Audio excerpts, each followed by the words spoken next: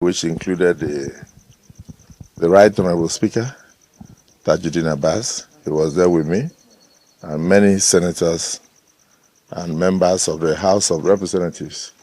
So the presence of Nigeria was very well felt. And I must say it wasn't a normal International Parliamentary Union meeting.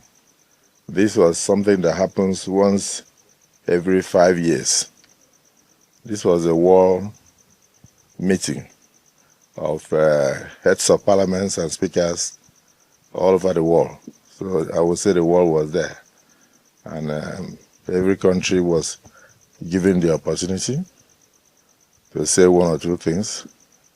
Myself and the speaker, we did our best to project the image of Nigeria and also to let them know some of the takeaways that the world could take from Nigeria in terms of parliamentary diplomacy.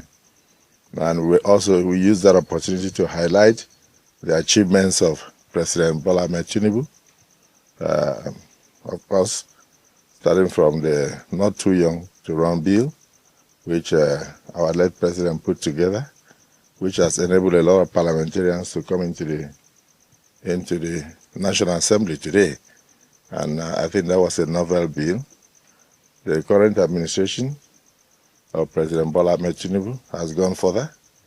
We mentioned the tax reforms.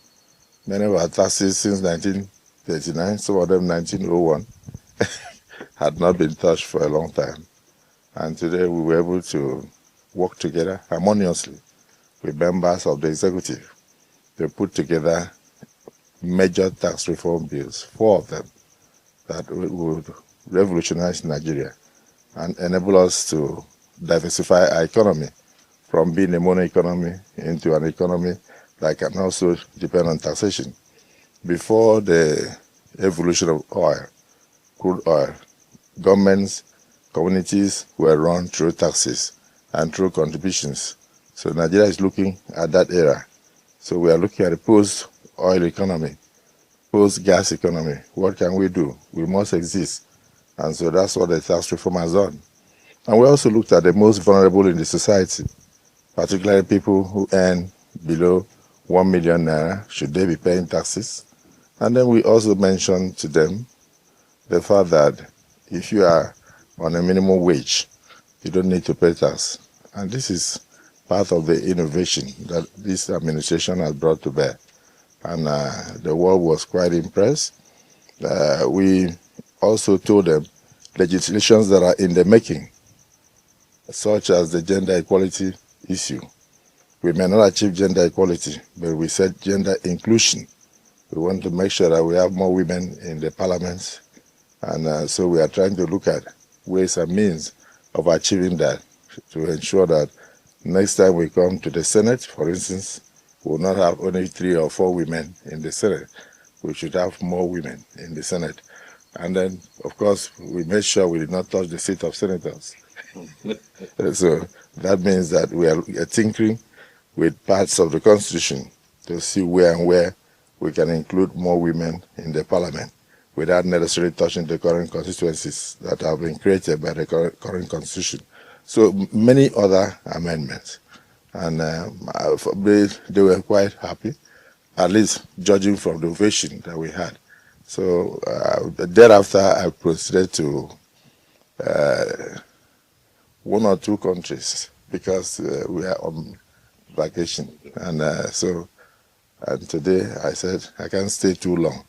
I miss my country. So I rushed down this morning, only to see you waiting to receive me. Thank you so much.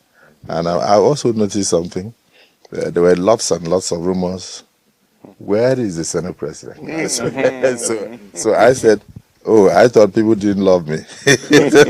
so I had thousands of calls from everywhere. And I kept saying, I'm okay, I'm okay. And they said, are you sure? Are you sure? One particular emir, I won't mention his name, His Royal Majesty. He said, okay, if you're okay, put it on video. No video. He said, put it on video. Let me see your face. So I did, and we started laughing. He said, okay, I'm satisfied.